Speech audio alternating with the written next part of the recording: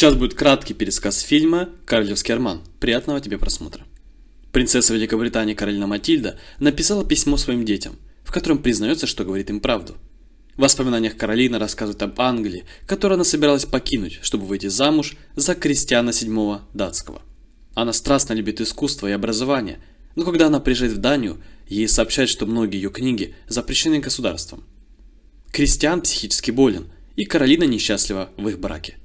Вскоре она беременеет сыном Фредериком VI датским, но супруги отдаляются друг от друга, и король перестает вообще посещать ее спальню. После немецкий врач Иоганн Фридрих Струэнзе был приглашен на работу в качестве личного врача короля. Струэнзе – человек эпохи Просвещения, на которого большое влияние оказали труды Жан-Жака Руссо. Он держит это в тайне от государства, которое приветствует его, поскольку его отец – известный священник. Королю Кристиану очень нравится Струэнзе, и он становится его близким другом и доверенным лицом. Когда Струэнзе удаляется сделать прививку принцу Фридриху от эпидемии оспы, он становится очень уважительным при дворе. Кристиан имеет очень мало влияния в тайном совете, и законы страны в основном решаются госдеятелями. Но Струэнзе говорит королю, что он может получить больше власти, если начнет действовать. После доктор начинает писать для короля речи, в которых отстаивает свои прогрессивные взгляды, и в Дании проводится несколько реформ. Этим временем Каролина и Струэнзе узнают о своих общих интересах и либеральных взглядах. Они влюбляются в друг друга, и начинается роман.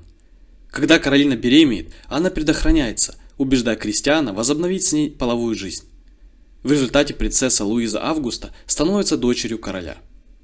Тем временем Струэнзе назначается королевским советником и в конце концов убеждает Кристиана присвоить ему право принимать любые законы, сделав его фактическим лидером Дании. Его реформы включают отмену цензуры, отмену пыток и уменьшение власти аристократии. Вдовствующая королева Юлиана Мария Брауншвейг замечает роман между Каролиной и Струэнзе, и их связь раскрывается.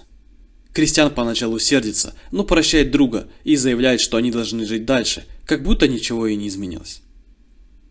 В один день Юлиана, видный государственный деятель Ови Хёль Гульберг, категорически против реформ Струэнзе. Да и датский народ становится недовольным, когда становится ясно, что безнравственный иностранец имеет власть над страной. Хёг Гульберг подстрекает против него переворот. Позже Кристиан отказывается передать Струэнзе народу, но Хёг Гульберг лжет, что доктор и Каролина планируют убить его и захватить власть в Дании.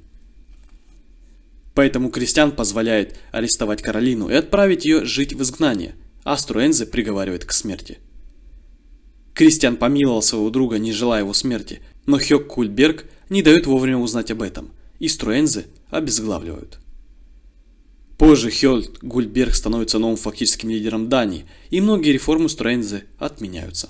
После фильм возвращает Каролину к написанию письма, где она сообщает, что умирает от болезни. 10 лет спустя письмо читает принц Фредерик и принцесса Луиза Августа. Текст на экране нам показывает, что Фредерик вскоре стал королем в результате госпереворота и вернулся к реформам Струэнзе. И на этом все, друзья. Поставьте, пожалуйста, лайк, напишите ваши мысли в комментарии и подпишитесь на мой канал. Также посмотрите эти видео, и я желаю вам хорошего дня.